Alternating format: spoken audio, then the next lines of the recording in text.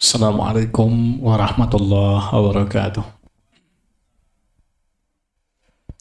Alhamdulillah, alhamdulillahilladzi anzala as-sakinata fi qulubil mu'minin liyazdadu imanan ma'a imanihim. Asyhadu an la ilaha illallah wahdahu la syarikalah wa asyhadu anna Muhammadan abduhu wa rasuluh.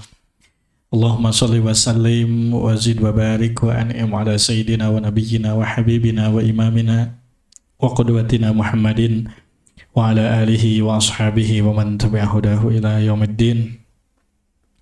Qala ta'ala fil Qur'anil azim, a'udzu billahi minasyaitonir rajim. Laisal birra an tuwallu wujuhakum qibalal masyriqi wal maghribi walakinnal birra man amana billahi wal yaumil akhir wal malaikati wal kitabi wan nabiyyin.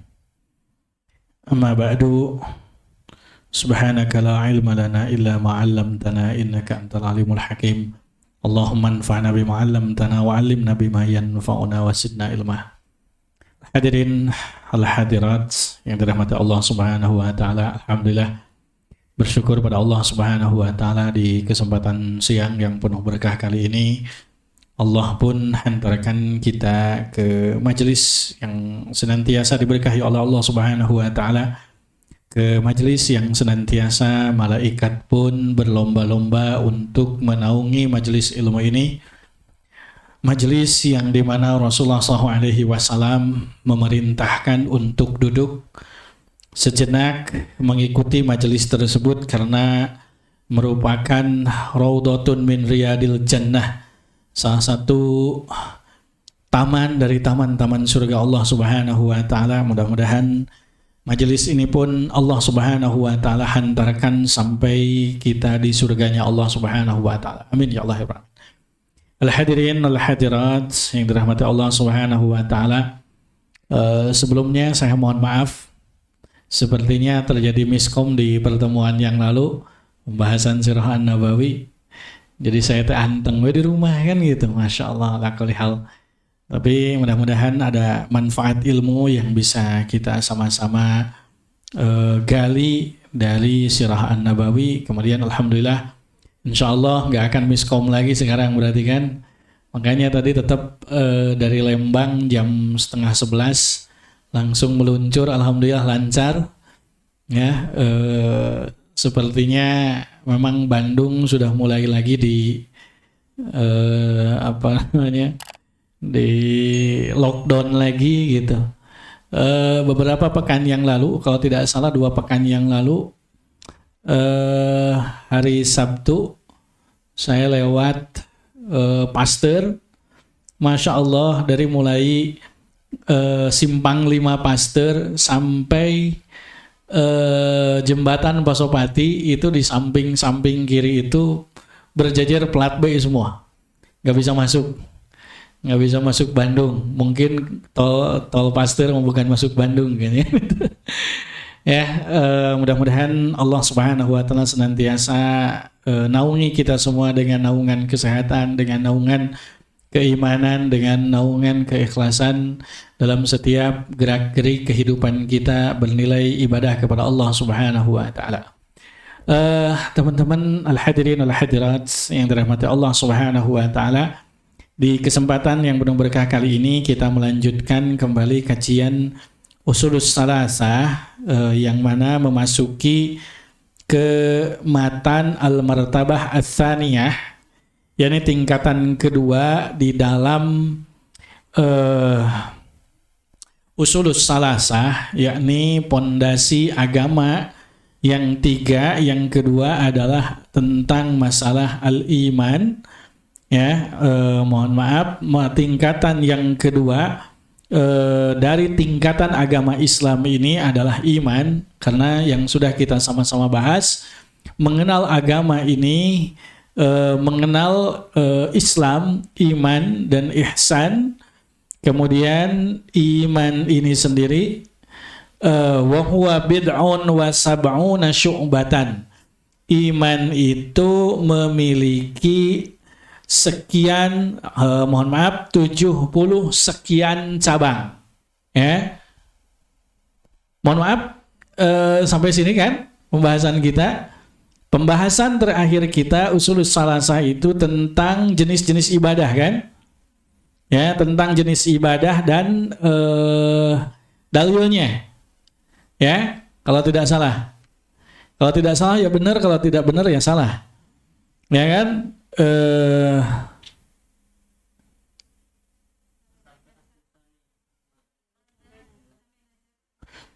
Oh, mohon maaf, ternyata ada yang kelewat. Ya, sampai dalil nadar. Baik. Berarti pembahasan sekarang adalah landasan yang kedua, yakni landasan dalam usulus salasah itu adalah ma'rifatu dinil Islam bil adillah.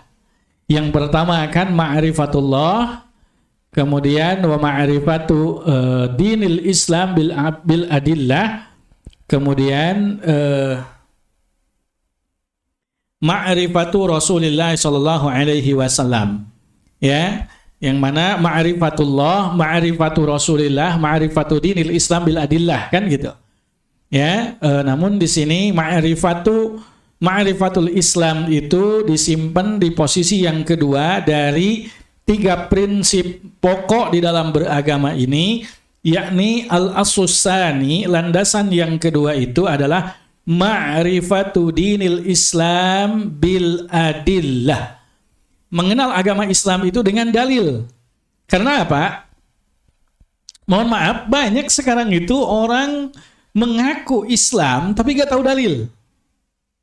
Mengaku agama Islam tapi nggak tahu sumber Islamnya itu sendiri dari mana. Gitu loh. Bahkan mohon maaf, beberapa hari yang lalu saya silaturahim ke Purwakarta, ya, hari Rabu kalau tidak salah, karena memang jadwalnya ke Purwakarta, Kuta Purwakarta. Kemudian dari Purwakarta saya beranjak ke Pleret yang masih Purwakarta.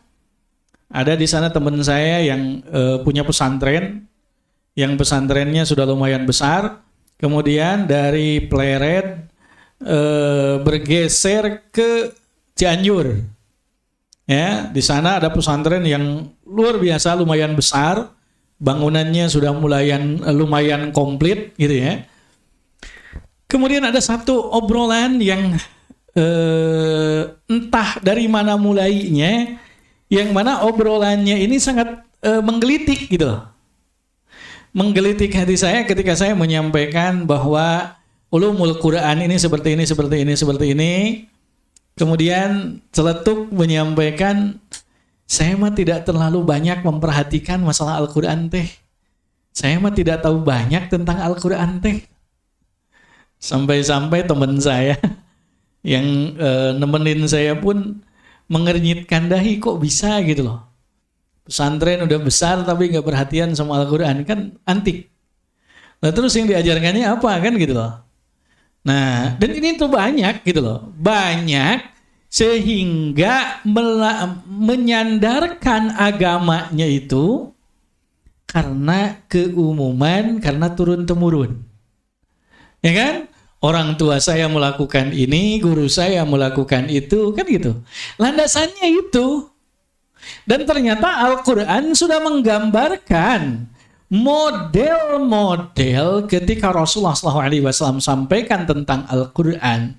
Rasulullah SAW sampaikan tentang dalil, ya, mereka mengatakan nenek moyang saya yang melakukan ini, nenek moyang saya melakukan itu, abauna min qabl, kan gitu loh, ayah-ayah kami sebelumnya yang melakukan hal ini dan hal itu.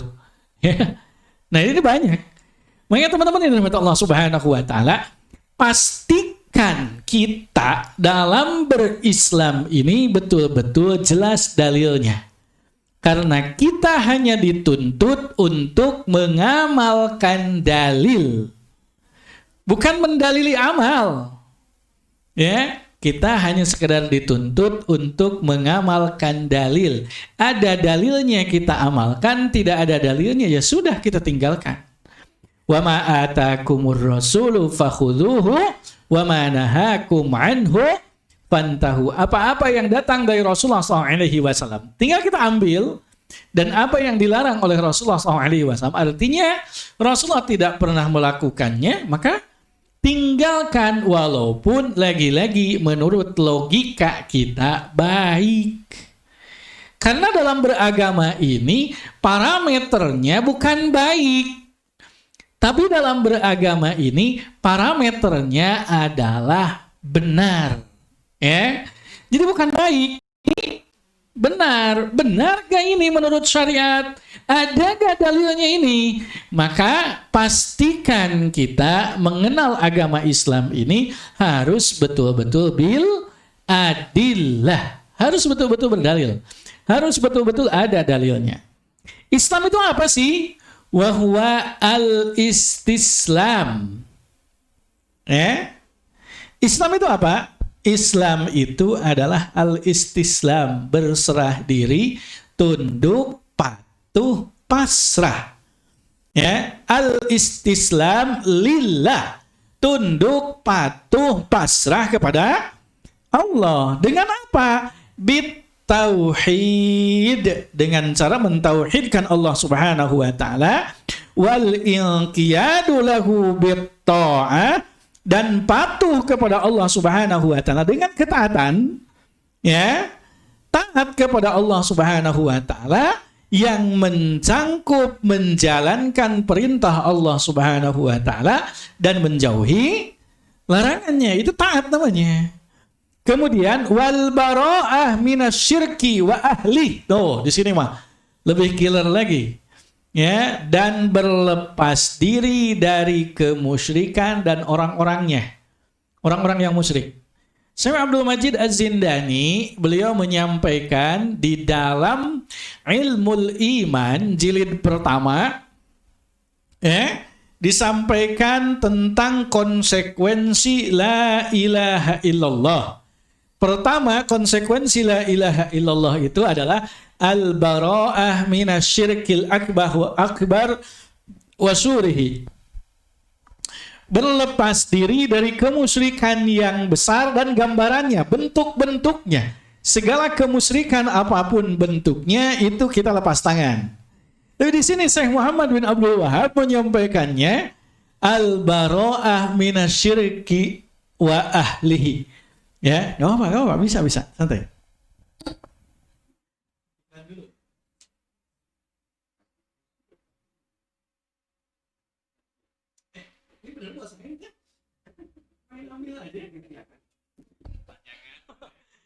Jangan si kopi. Teman-teman yang dimana Allah Subhanahu wa taala, berlepas diri dari kemusyrikan dan orang-orangnya. Dan orang-orangnya, karena apa?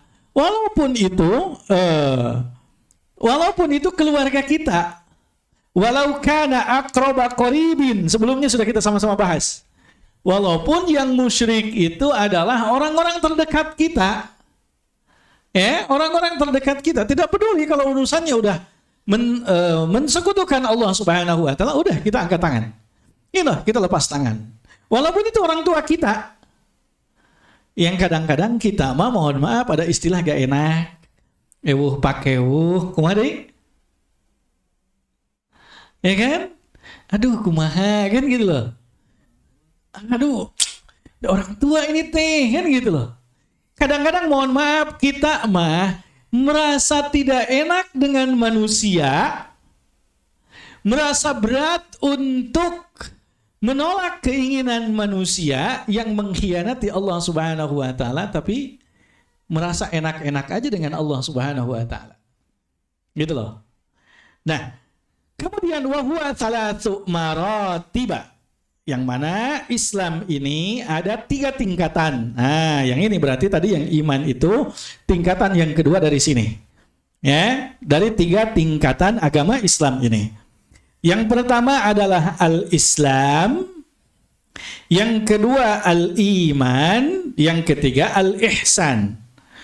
Wa kullu martabatin laha arkanun, dan setiap tingkatan itu ada rukun-rukun, memiliki rukun-rukun. Sebagaimana yang telah kita ketahui dari hadis Jibril, yang mana Rasulullah SAW didatangi oleh malaikat Jibril yang bertanya tentang mal iman, kemudian atau akhbirni anil Islam, akhbirni anil iman, akhbirni anil ihsan, kan gitu.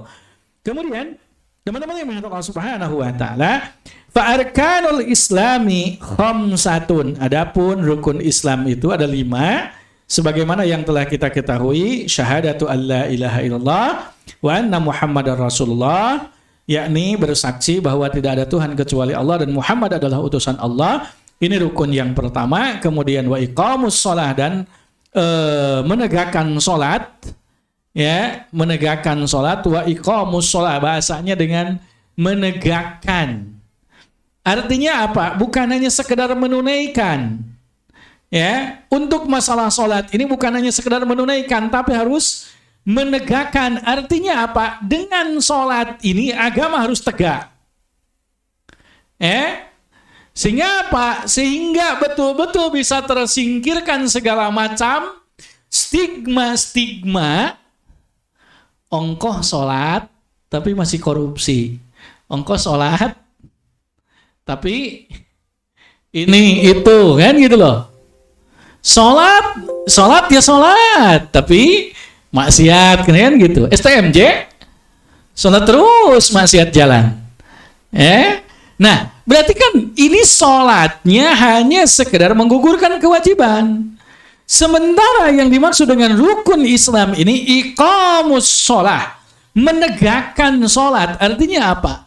Sholat ini bukan hanya sekedar dilaksanakan, tapi sholat ini pun harus menjadi penegak agama.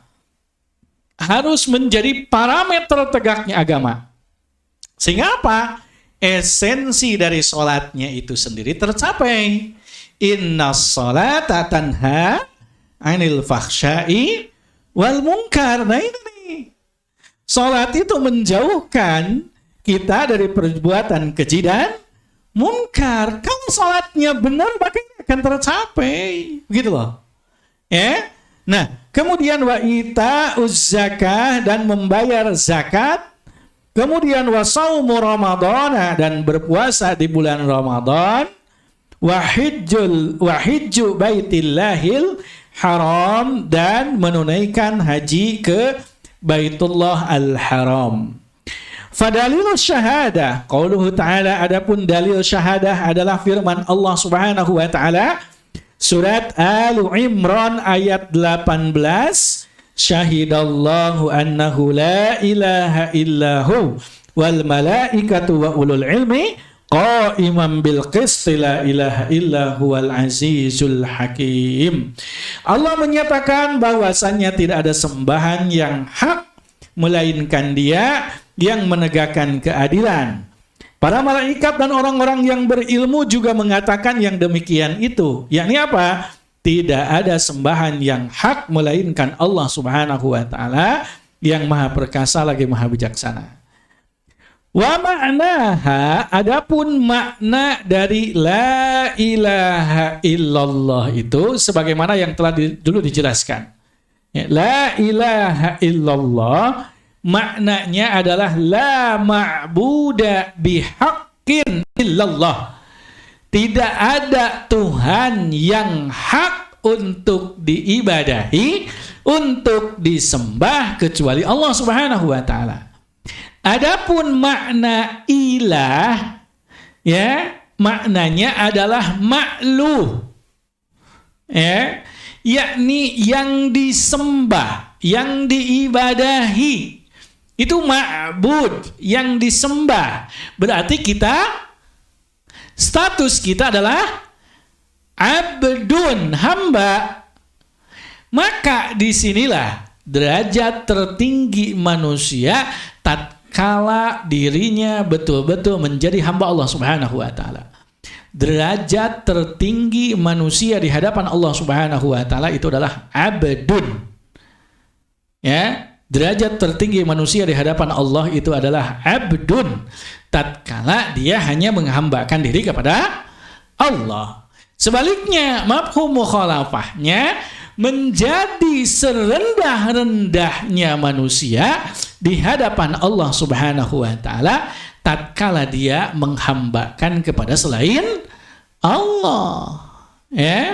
Nah, La ilaha, yakni la ilaha ini nafian jami'a ma yu'badu min dunillah, menafikan segala bentuk sesembahan selain Allah Subhanahu wa taala. Illallah, adapun kalimat illallah musbital ibadah lillahi wahdahu la syarikalah, yakni menetapkan segala bentuk ibadah hanya untuk Allah semata. Tidak ada kesempatan sedikit pun untuk beribadah kepada selain Allah, untuk beribadah karena selain Allah. Tidak menyisakan sedikit pun celah untuk hal itu, yakni tidak menyekutukan Allah Subhanahu wa taala fi ibadatihi, dalam setiap ibadah kita, kama annahu la syarikalahu fi mulkihi, ya, sebagaimana pula kita tidak menyekutukan Allah Subhanahu wa taala dalam hal kekuasaannya. Kita betul-betul yakin bahwa Allah yang menciptakan kita, Allah yang memberi rizki kita, Allah yang menjaga kita semua, maka hanya Allah lah yang hak untuk kita sembah. Hanya Allah lah yang hak untuk kita ibadahi. Wa tafsiruha alladhi yuwaddihuha qawluhu ta'ala.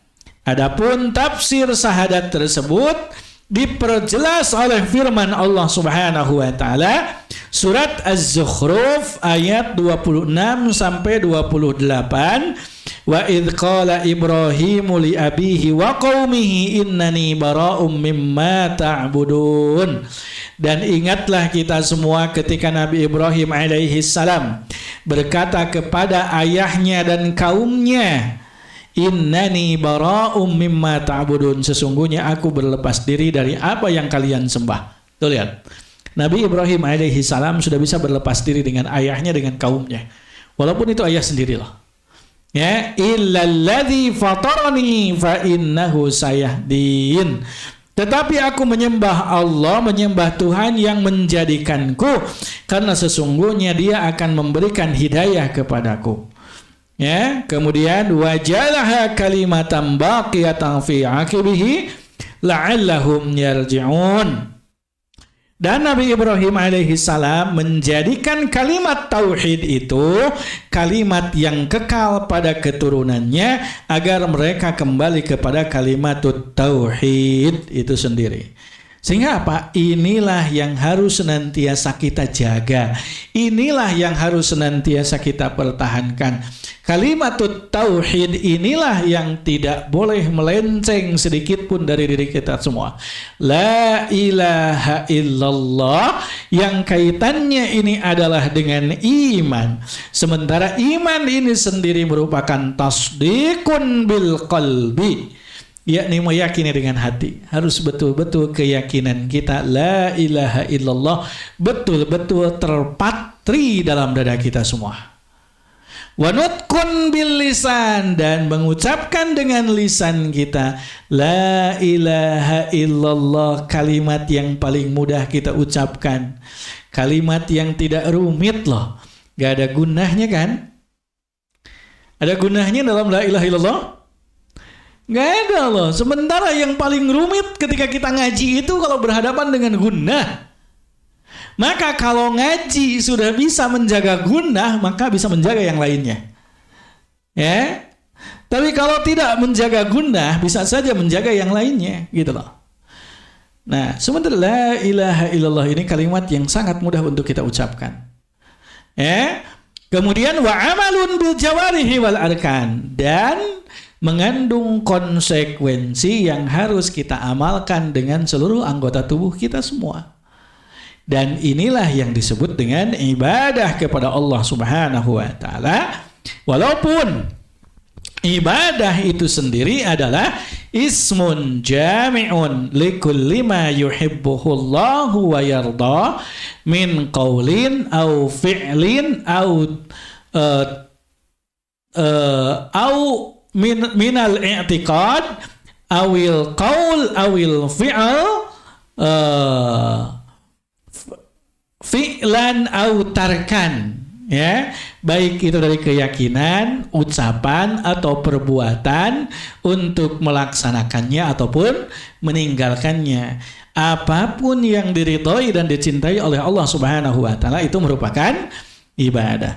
Wa qauluhu ta'ala, dan firman Allah Subhanahu wa taala surat Ali Imran ayat 64. Ini pun ayat menjelaskan tentang penafsiran dari kalimat la ilaha illallah yang tertera pada surat Ali Imran ayat 18, ditafsirkan pula oleh Ali Imran ayat 64.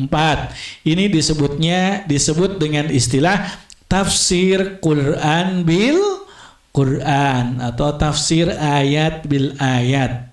Ya, ada Allahumma sholli ala Muhammad. Ada satu kitab yang sangat luar biasa, dan dulu salah satu muqarrar saya, yakni mata kuliah saya, Adwaul Bayan. Nama kitabnya Adwaul Bayan liidahil Quran bil Quran. Nama kitabnya Adwaul Bayan, untuk menjelaskan Al-Quran dengan Al-Quran. Salah satu metode tafsir ma'thur ini adalah Al-Quran dengan Al-Quran, dan salah satu contohnya di sini. Surat Ali Imran ayat 18 ditafsirkan dengan surat Az-Zukhruf ayat 26 sampai 28, dan ditafsirkan dengan surat Ali Imran ayat 64. Qul ya ahlal kitabi ta'alau ila kalimatin sawa'im bainana wa bainakum alla na'budu illallah wa la nusyrika bihi syai'a wala yattakhidha ba'duna ba'dan arbaban min dunillah fa in tawallaw faqulu asyhadu bi anna muslimun. Katakanlah, wahai ahlul kitab, marilah berpegang kepada satu ketetapan yang tidak ada perselisihan antara kami dan kalian, bahwa kita tidak menyembah kecuali hanya kepada Allah, dan kita tidak mempersekutukannya dengan sesuatu apapun, dan tidak pula sebagian kita menjadikan sebagian yang lain sebagai Tuhan selain Allah. Jika mereka berpaling, maka katakanlah kepada mereka, saksikanlah bahwa kami adalah orang-orang yang berserah diri kepada Allah Subhanahu wa taala.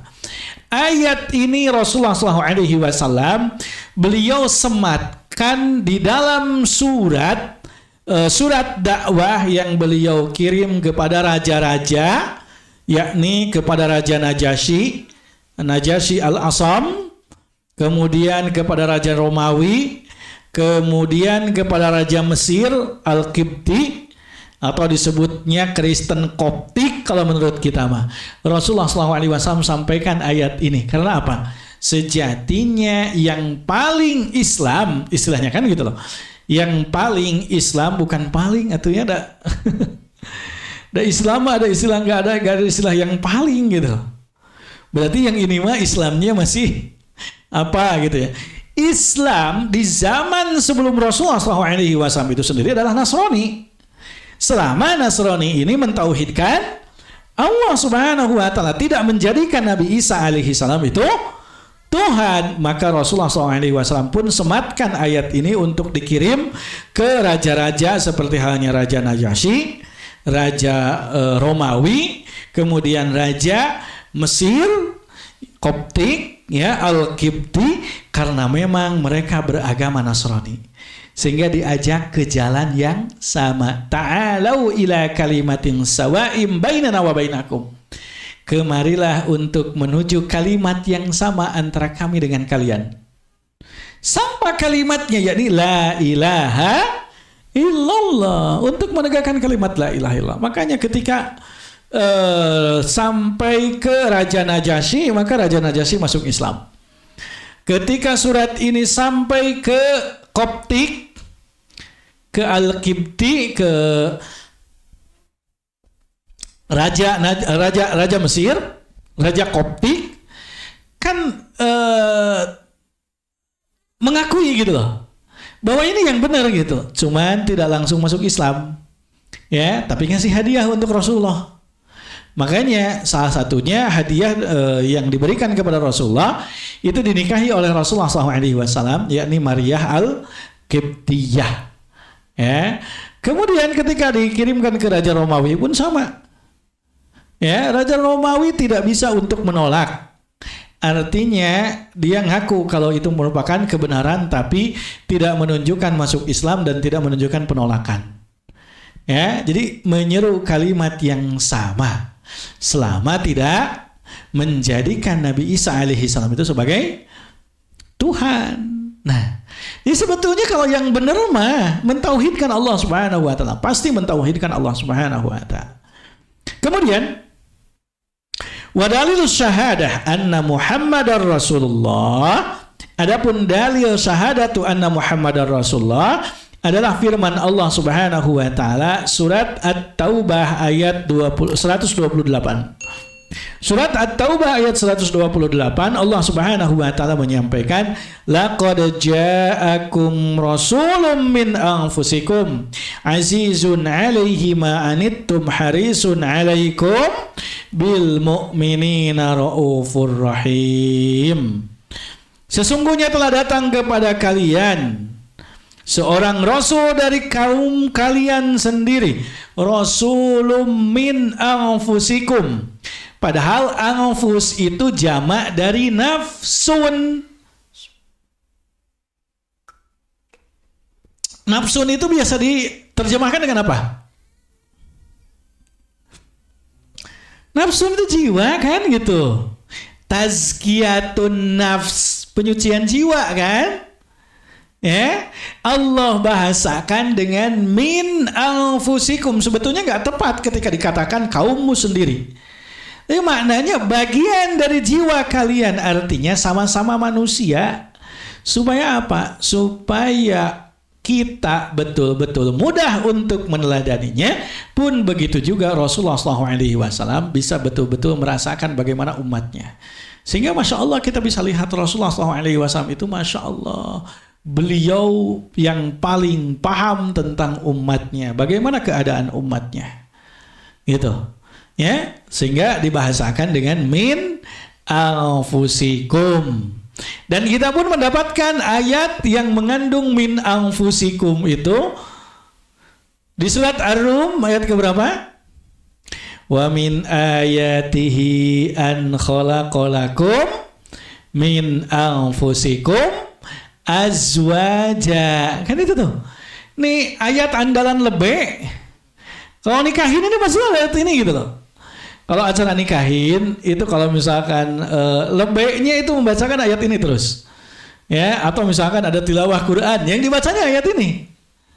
Min anfusikum. Min ini min litab'in, bagian, sebagian, anfusikum jiwa. Jadi kalau ada istilah belahan jiwa, mohon maaf, itu bukan bahasa gombal. Itu bahasa Quran. Engkau belahan jiwaku. Itu sebetulnya bahasa Quran. Gitu loh. Makanya esensinya litaskunu ilaiha, supaya tenang. Jadi sebetulnya laki-laki yang nyari ketenangan dari perempuan, bukan perempuan yang nyari ketenangan laki-laki. Cuma kenyataannya kebalik. Kok kaum perempuan yang nyari ketenangan dari laki-laki? Itu salah konsep itu. Litaskunu ilaiha, bukan litaskunna ilaihi. Bukan. Litaskunu ilaiha, supaya laki-laki itu tenang. Makanya lihat bagaimana Khadijah, Masya Allah, ketika Rasulullah SAW menerima wahyu, ya kan? Ketika Rasulullah SAW menerima wahyu itu kan Masya Allah ketakutan luar biasa. Ketika datang ke rumah Rasulullah mengatakan zammiluni, zammiluni, selimuti aku. Kan sama Khadijah itu kan langsung diselimuti, ditenangkan, Masya Allah. Ya, kira-kira kalau di sini suami pulang ke rumah dalam keadaan mumet, urusan di luar berat, ya, aduh, pokoknya pusing lah pokoknya. Biasanya ke rumah langsung gimana? Langsung diteror. Kenapa? Ada apa? Pesanan saya mana? La haula wala quwata illa billah. Mohon maaf, hati-hati. Hati-hati kalau suami tidak mendapatkan ketenangan di rumah, suami bisa nyari ketenangan yang lain loh. Iya, makanya nih, ya, para istri itu harus paham bahwa Allah menciptakan para istri itu litaskunu ilaiha, supaya suami tenang pulang tuh. Makanya doa ketika ada yang menikah itu, ya, doa kan biasa kita nyebutnya mudah-mudahan semoga menjadi keluarga yang sakinah, mawaddah. Itu kebalik. Mawaddah dulu, baru lahir rahmah, akan lahir sakinah. Litaskunu ini tenang. Tenang, ini puncak dari pernikahan. Mawaddah dulu. Mawaddah ini kecintaan yang berbentuk fisik. Kan fisiknya dulu kan? Lihat laki-laki ngelihat perempuan karena cantiknya, karena tinggi semampainya, bukan semeter tak sampai. Karena sok dah bagaimanapun juga karena fisiknya loh. Pun begitu juga perempuan dah lihat laki-laki itu karena fisiknya, gantengnya, dompetnya. Iya, karena tuh fisik ganteng, dompetnya lepet, wah duitan, kedua deui, naon coba kan gitu loh. Nah, mawaddah, cuma yang namanya mawaddah itu lama-lama bisa luntur. Mawaddah ini lama-lama bisa luntur. Luntur dengan usia, yang tadinya Masya Allah kulitnya kenceng, lama-lama kendor, keriput, ya kan gitu. Ya bisa bisa luntur karena moneter, bisa luntur karena corona. Mawaddah yang tadinya dompetnya tebal, mobilnya keren, dikasih moneter, dikasih corona, kan nipisan tuh. Nah, maka mawaddah ini karena memang bersifat fisik, ikatlah dengan rahmah. Gitu loh. Dengan kasih sayang, makanya harus lahir sakinah. Sehingga ketika pulang itu harus betul-betul dapat sakinah dari istri. Sehingga apa? Kalaupun di jalan atau dimanapun menemukan mawaddah lain, ya, maka suami itu akan senantiasa ingat bahwa di rumah punya rahmah.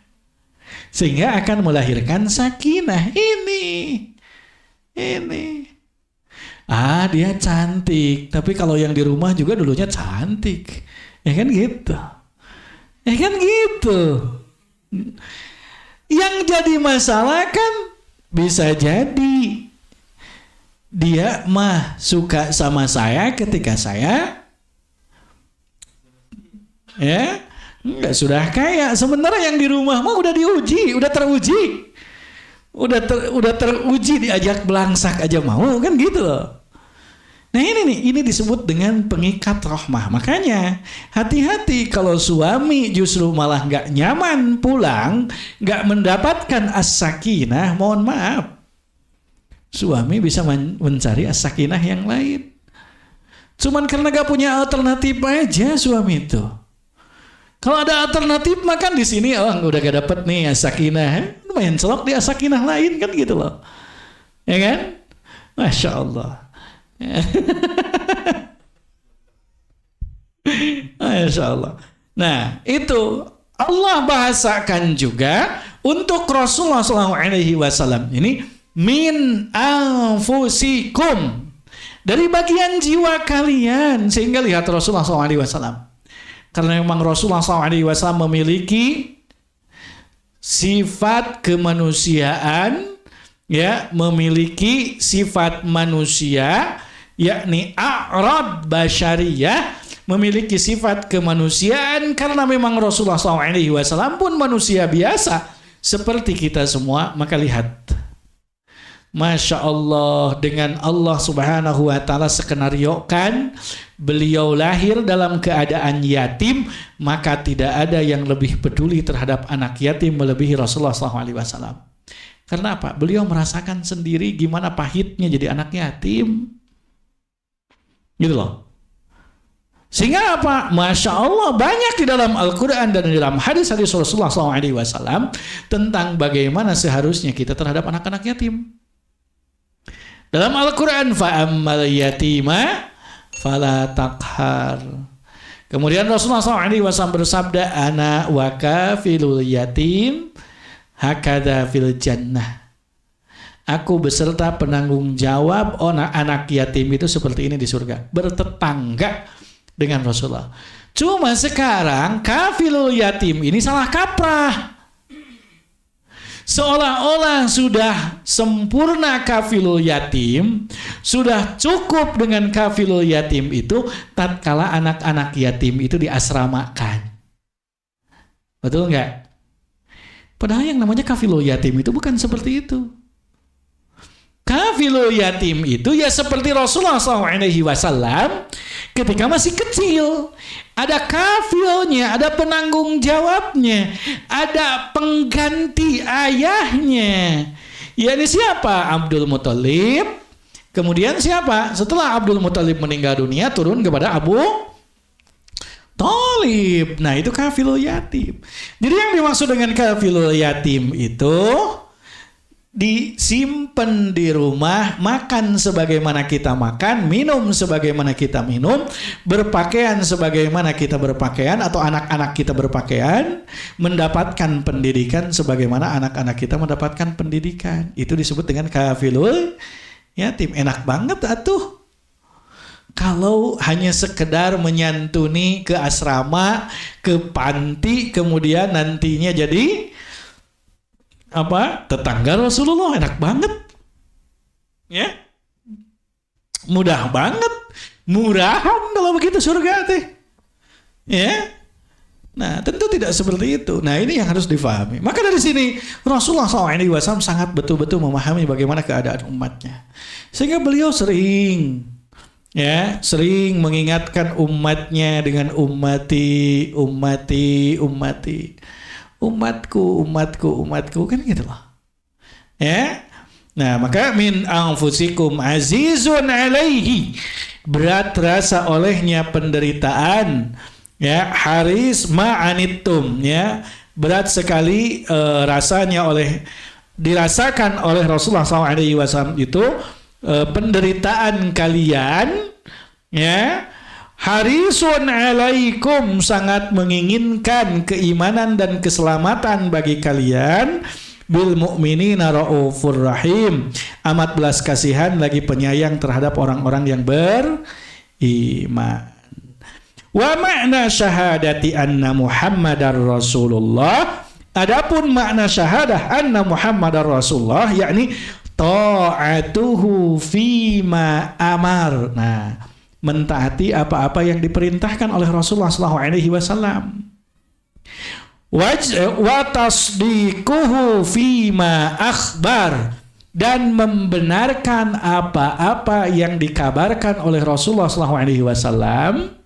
Ya, wajtinabu ma naha wajazar, dan meninggalkan segala sesuatu yang dilarang dan ditinggalkan oleh beliau, dihindari oleh beliau.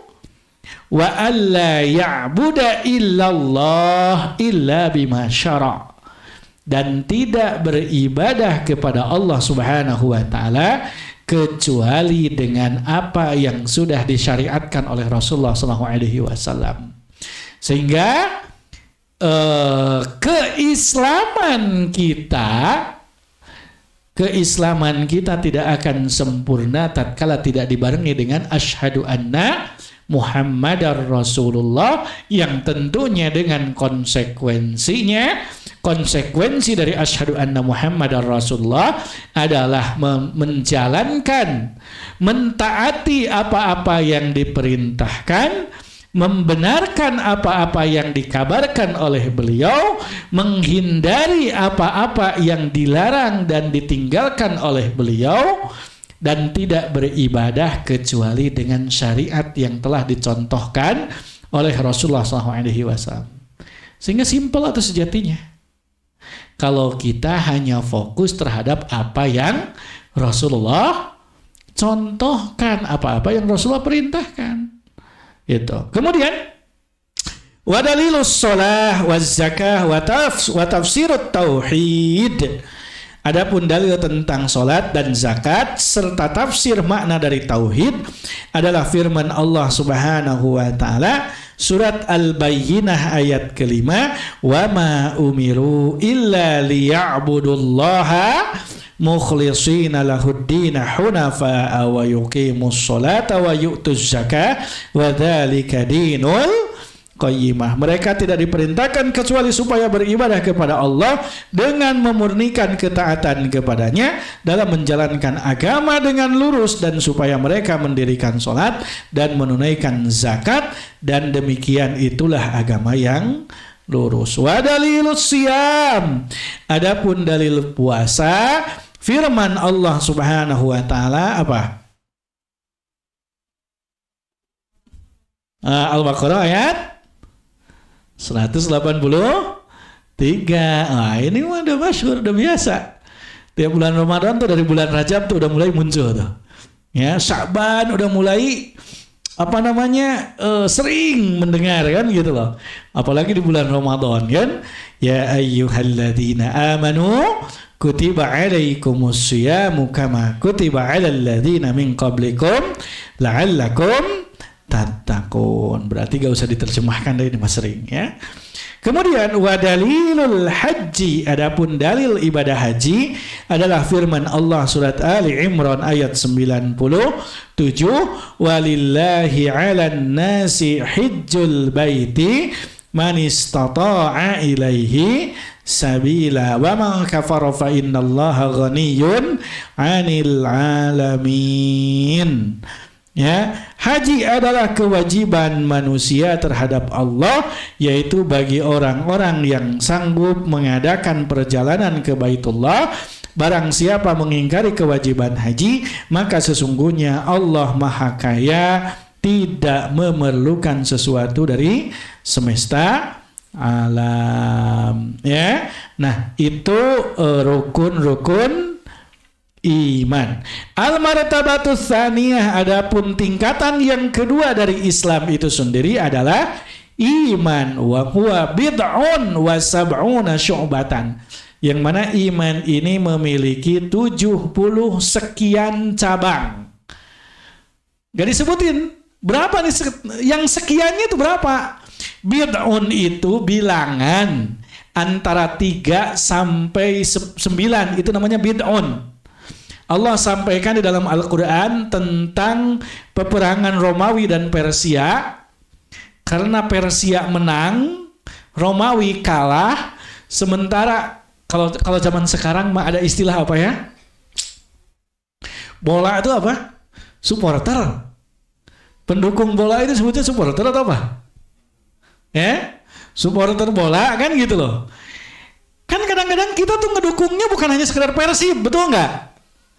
Tapi dukung juga yang luar negeri kan? MU. Terus apa lagi?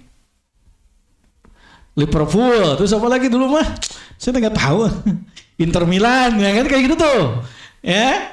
Kadang-kadang kita pun ngejagoin yang itu. Nah, dulu para sahabat radhiyallahu anhum itu ngejagoin orang-orang Romawi. Karena ada kemiripan di antara para sahabat dengan orang-orang Romawi karena sama-sama ahlul kitab. Ya, mohon maaf karena sama-sama menjunjung tinggi kitabullah yang berasal dari Allah Subhanahu wa taala, karena Romawi itu agamanya Nasrani. Makanya dalam surat Rasulullah mengajak raja Romawi itu dengan ayat tadi, ya ahlal kitab ta'alu ila kalimatin sawa itu. Ya, Karena agama mereka agama Nasrani. Maka para sahabat ini menjagokan Romawi. Kemudian orang-orang musyrik menjagokan Persia karena ada kemiripan dengan mereka. Sama-sama musyrik, yakni menyembah api. Maka biasa kan, mohon maaf, kadang-kadang kita juga kalau misalkan ngejagokan klubnya luar negeri, kan suka gitu. Kalau tim kita kalah itu suka dibully kan. Atau misalkan sebaliknya, tim kita menang, ya kita tuh suka ngebully supporter yang lain kan gitu loh. Nah ini pun sama.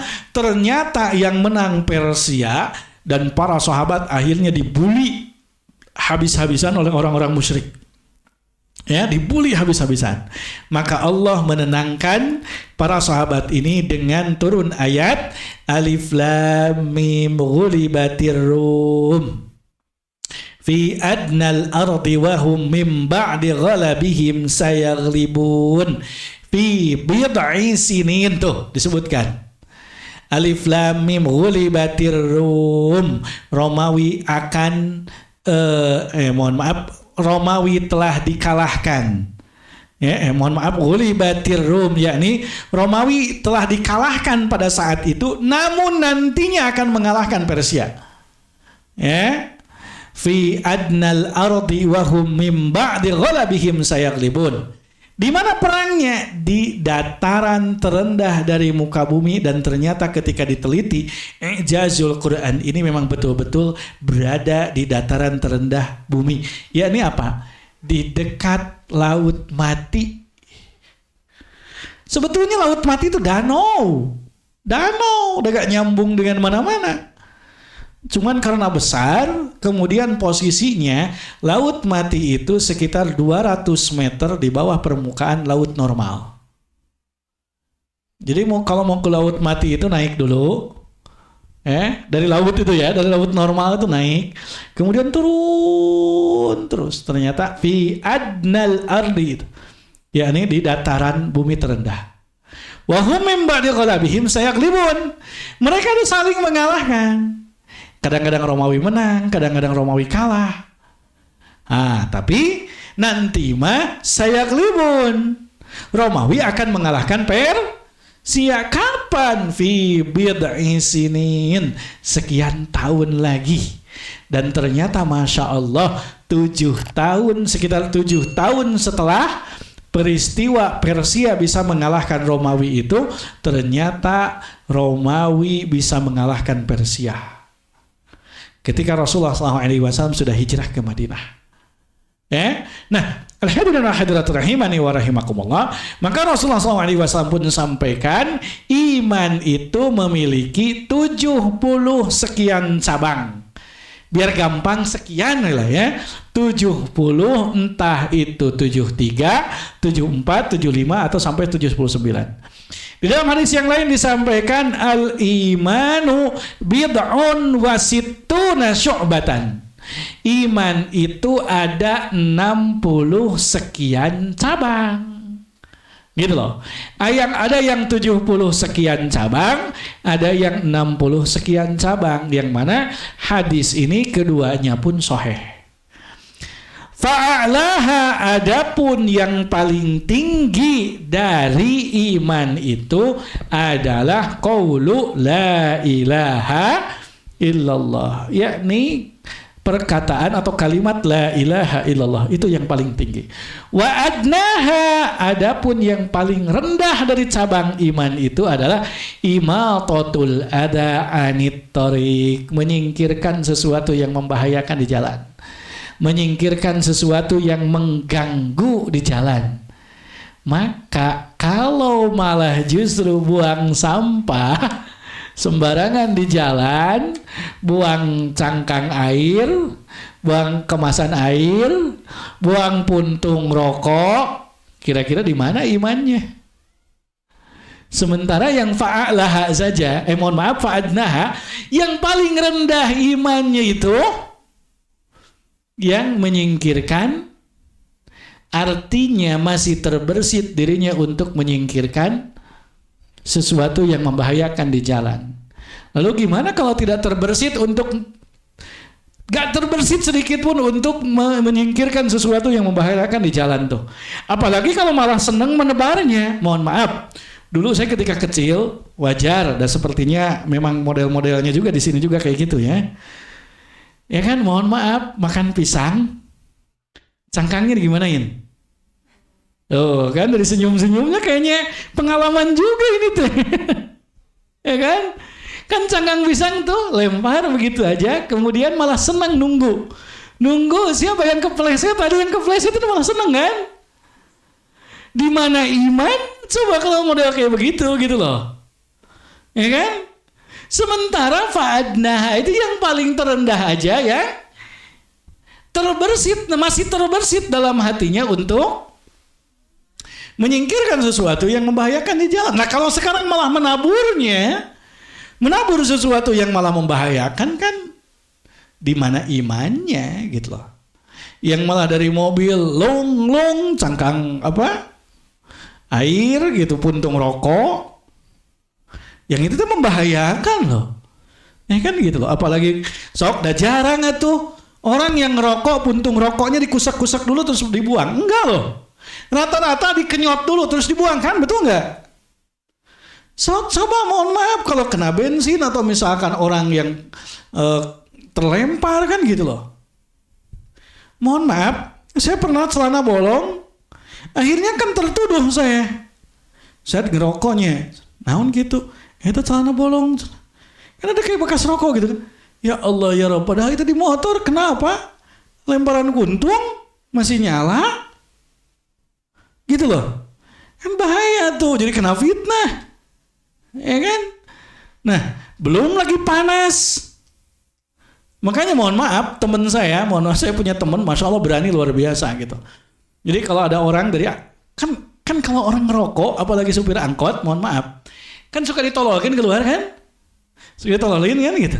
Sama teman saya begini nih, teng dari motor itu nih, teng kabur aja kan gitu. Ya? Nah itu imatatul ada anit thoriq. Kemudian wal haya syu'batun minal iman. Rasa malu ini merupakan salah satu cabang dari iman. Nah, lihat kaidahnya, kalau manusia sudah tidak punya malu berarti tidak punya iman, gitu loh. Kalau rendah malunya berarti rendah pula imannya. Maka lihat, yang betul-betul kaitannya betul dengan iman, maksudnya langsung dengan keimanan, adalah yang tertingginya la ilaha illallah. Sementara malu, menyingkirkan sesuatu yang membahayakan di jalan, ini kaitannya dengan apa? Kaitannya dengan adab. Maka antara adab dengan iman ini satu kesatuan yang tidak bisa dipisahkan. Adab ini pasti lahir dari iman. Iman itu harus melahirkan adab. Maka tadi kalau sudah tidak punya malu, maka berarti bisa jadi imannya pun hilang gitu. Wa arkanuhu sittatun. Adapun rukunnya ada 6. Yang pertama antu'mina billah, yang pertama beriman kepada Allah, wa malaikatihi dan malaikatnya Allah, wa kutubihi dan kitab-kitabnya, wa rusulihi dan utusan Allah Subhanahu wa taala, wa yaumil akhir dan hari akhir, wa tu'mina bil qadari khairihi wa syarrihi, dan beriman terhadap qada dan qadar, baik yang baik maupun yang buruk, sebagaimana rukun iman yang kita kenal, ya. Wadalilu ala hadhil arkan as-sittah. Adapun dalil rukun yang 6 ini adalah firman Allah Subhanahu wa taala surat Al-Baqarah ayat 177, yakni laisal birra an tuwallu wujuhakum qibalal masyriqi wal maghribi walakinnal birra man amana billahi wal yaumil akhir wal malaikati wal kitabi wan nabiyyin. Bukanlah menghadapkan wajahmu ke arah timur dan barat itu suatu kebajikan, akan tetapi sesungguhnya kebajikan itu ialah beriman kepada Allah, hari kemudian, malaikat-malaikat, kitab-kitab dan nabi-nabi. Wa dalilul qadar. Adapun dalil qadar Allah Subhanahu wa taala berfirman di dalam surat Al-Qamar ayat 49, inna kulla syai'in khalaqnahu biqadar. Sesungguhnya kami menciptakan segala sesuatu menurut kadarnya, menurut ukuran yang telah Allah Subhanahu wa taala tentukan. Wallahu a'lam bishawab. Itu yang bisa disampaikan. Fadhal, silakan.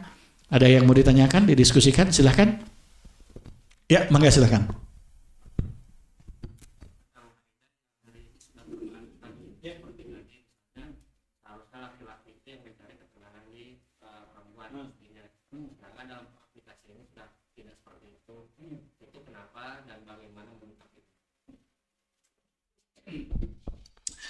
Kenapa sekarang dunia kebalik? Karena memang tidak tahu ilmunya. Karena memang tidak tahu hakikatnya. Karena tidak tahu peran masing-masing, seharusnya peran suami itu apa, peran istri itu apa. Bagaimana menyikapinya? Ilmui berarti. Tingkatkan ilmu, fahami peran masing-masing. Fahami peran suami, fahami peran istri. Insya Allah. Ya. Keluarga yang betul-betul as-sakinah itu akan betul-betul tercapai gitu. Wallahu a'lam. Ada lagi silakan. Alhamdulillah, karena memang itu yang saya harapkan gitu ya. Oh, sok mangga tuh. Sok mangga.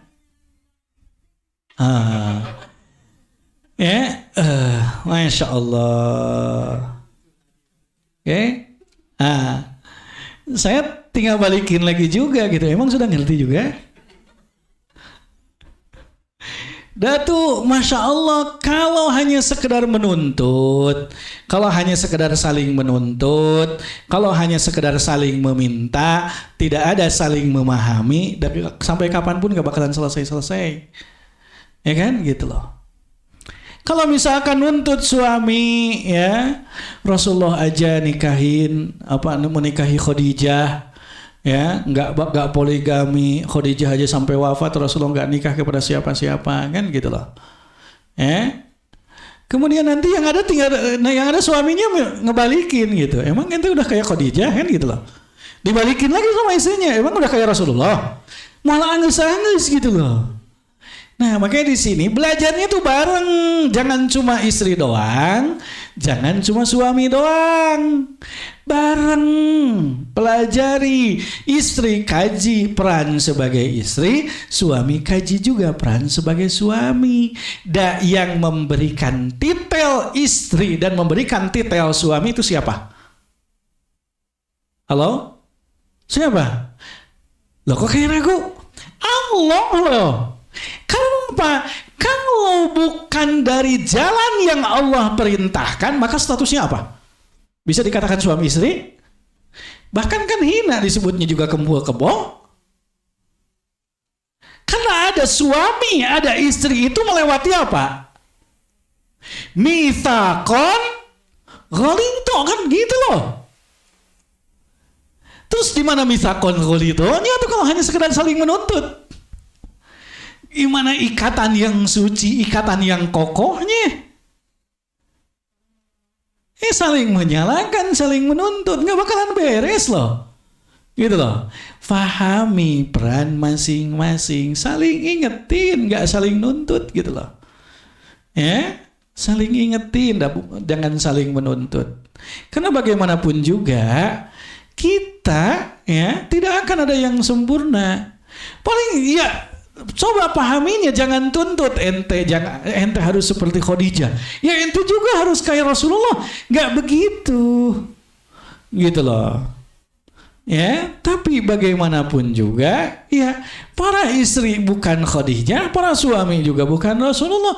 Ya sudah saling paham, Dan bagaimanapun juga dipertemukan suami istri itu yang memang Allah yang mempertemukan. Ruh-ruh yang Allah pertemukan, al-arwah junudun mujannada, fama ta'arafa minha i'talafa wa ma tanakara minha ikhtalafa. Kalau ruh itu chemistry nyambung, kalau enggak chemistry mah dah mental tuh. So kewayahna. Udah pilihan kan? Ya sudah kan? Ya kan gitu. Siapa suruh milih itu kan gitu. Paling juga kan gitu. Aneh mah. Iya kan gitu. Ya. Wallahu a'lam bishawab. Jadi memang harus saling betul-betul memahami antara peran suami dan peran istri. Gitu ya. Wallahu a'lam bishawab. Itu yang bisa disampaikan. Mudah-mudahan ada manfaatnya. Mohon maaf atas segala kekurangan kehilafan. Alafu minkum atas korupsi waktunya nih nggak sampai asar karena saya bareng sama tamu jauh pula dari Pekanbaru gitu. Saya sengaja malah bawa dulu ke sini suruh nunggu di masjid. Kasihan. Ya, nggak kasihan di sini juga gak disuguhin kan gitu lah. Ceplos. Ya, itu saja. Mudah-mudahan ada manfaatnya. Mohon maaf atas segala kekurangan kehilafan. Aku qouli hadza wa astaghfirullah li wa lakum. Assalamualaikum warahmatullahi wabarakatuh.